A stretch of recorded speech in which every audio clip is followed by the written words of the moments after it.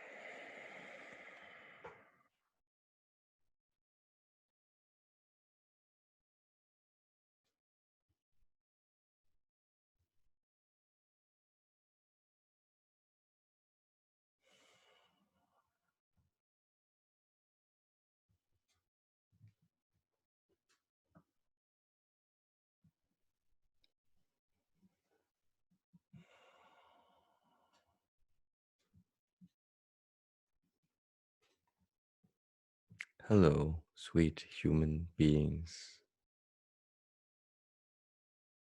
We are so happy and pleased to interact with you on this day of your time.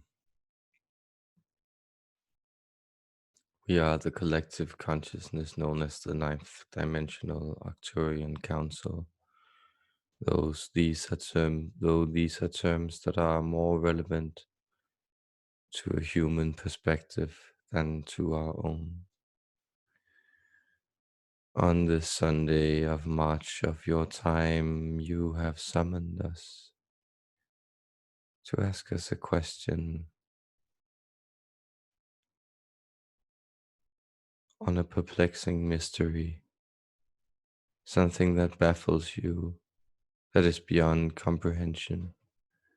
What does it mean, this notion of eternal life that is promised in one of your sacred texts, in one of your sacred traditions? It is the tradition of the shepherd.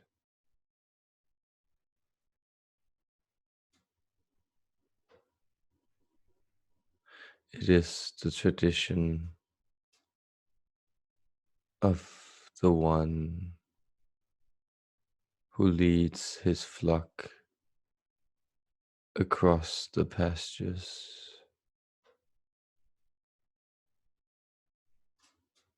to be brought home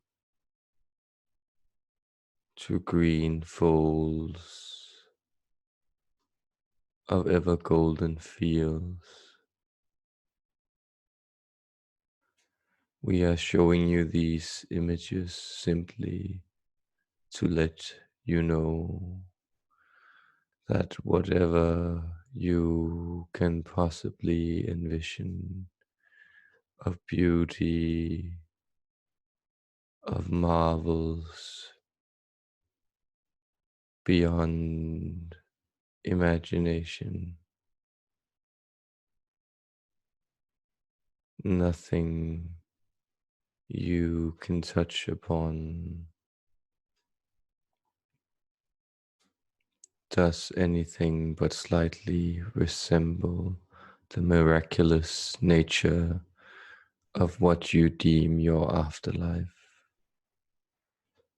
This is a moment in a process, true, but this is the unfolding moment that stretches out beyond everything everything is in perfect accordance with itself, and you are in perfect accordance with this everything.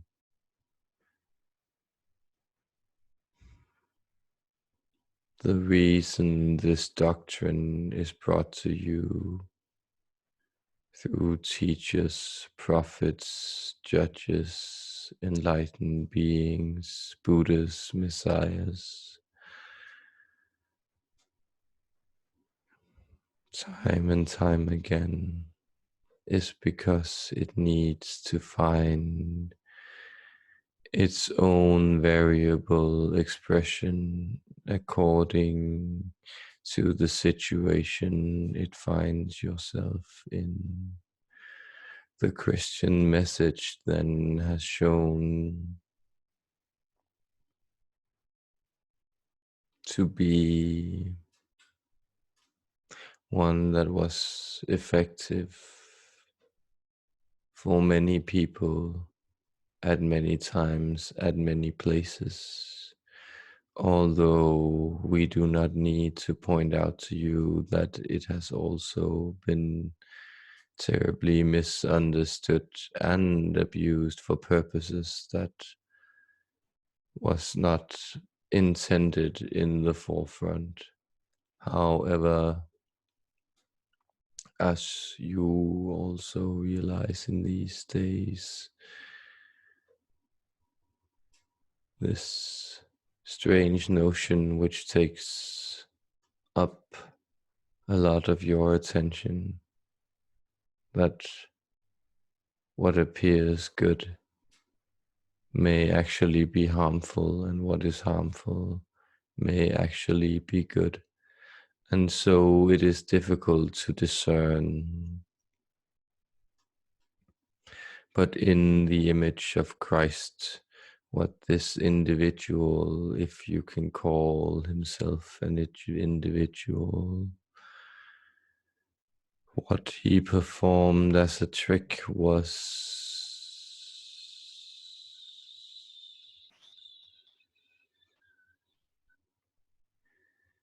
creating of his image a portal through which you could access the higher parts of your own being.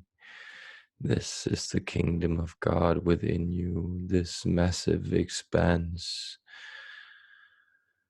of infinite perception, of undying love, of rest, of comfort, of truth,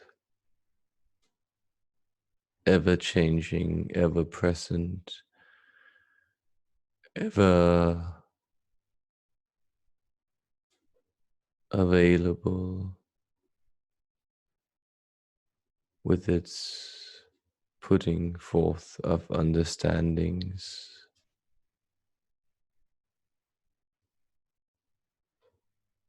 but never changing, always solid, solid, solid,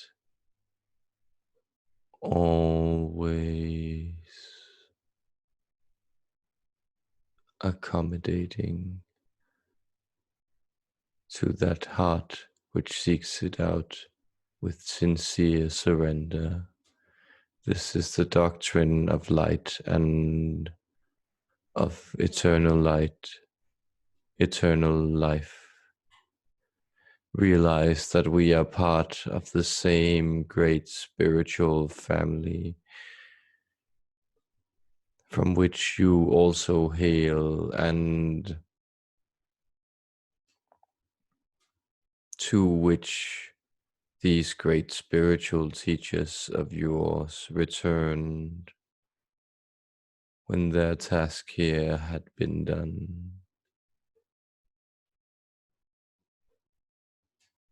It is a fractal of grace which folds itself into your world of time again and again and again.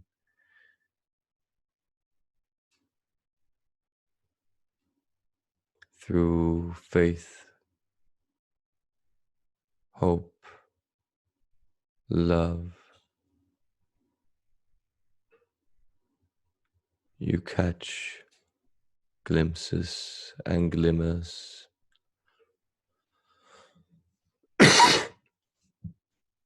of this radiant, beautiful, wonderful truth angling for your attention. And when your attention finds the quietude to rest on this eternal beauty calling your spirit,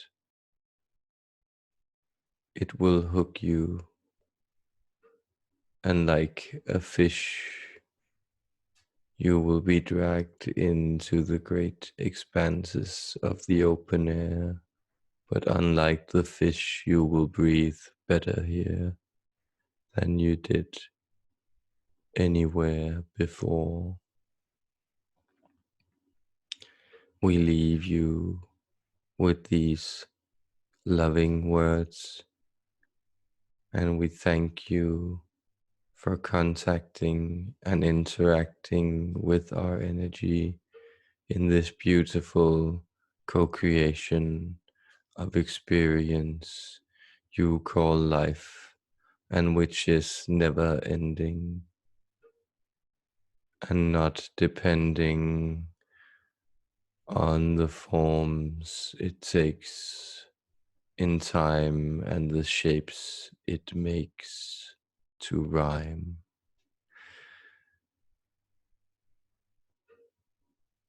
Be well, rest even better on this Sunday of your time, beautiful humans.